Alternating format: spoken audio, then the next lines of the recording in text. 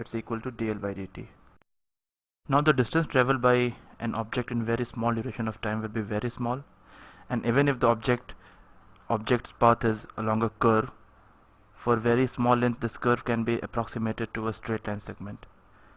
So instantaneous speed will be same as the magnitude of instantaneous velocity.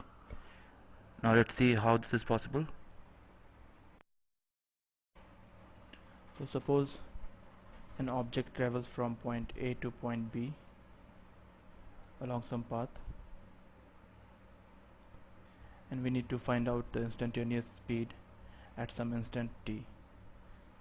So let that at instant t the object is at point A1. So to find the instantaneous speed at this instant, what we'll do is we'll take the object's position at point t plus delta t, and let's suppose that at this instant the object is at B1.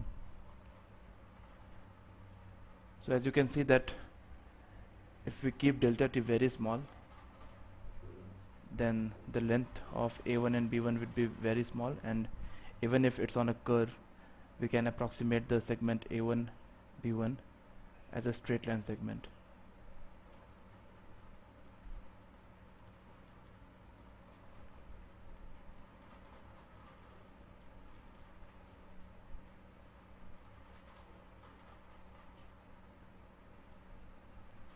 So in this case, the magnitude of displacement, that is straight line between A1 and B1, and the magnitude of distance, that is length of the curve between A1 and B1, will be approximately equal, because we have made delta t very small, and so the segment A1 and B1 can be approximated as straight line.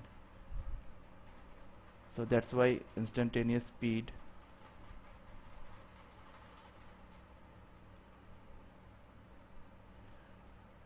will be equal to instantaneous velocity.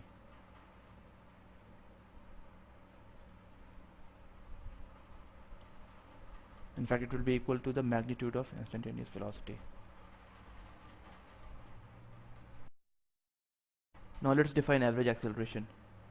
Average acceleration is defined as the change in velocity divided by the time interval in which the change has occurred. So if v final is the velocity at the end of the interval and v initial is the velocity at the start of the interval, we can define average acceleration as vf minus vi by delta t. Similarly, we can define instantaneous acceleration as we had defined instantaneous velocity and instantaneous speed. So instantaneous acceleration can be defined as the rate of change in velocity. So we can define instantaneous acceleration, that is a, as limit of delta v by delta t, where delta t tends to 0, and it is equal to dv by dt, and here v is the velocity of the object. Now we can summarize all the definitions that we have discussed so far. So let's see all those definitions one by one. So average velocity was equal to s by t, where s is your displacement and t was the time interval. Instantaneous velocity was equal to ds by dt, where again s is your displacement. Instantaneous acceleration is equal to dv by dt,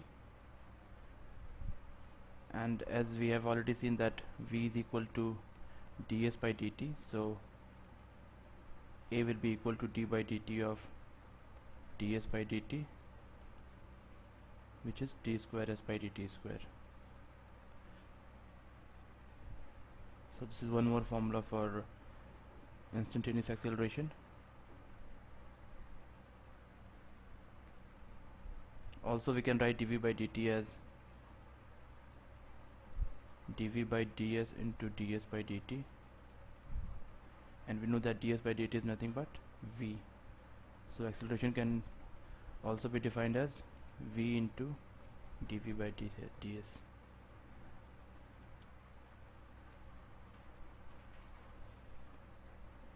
Now average acceleration was v final minus v initial by t, where v final is the final velocity v initial is initial velocity and t is the time interval.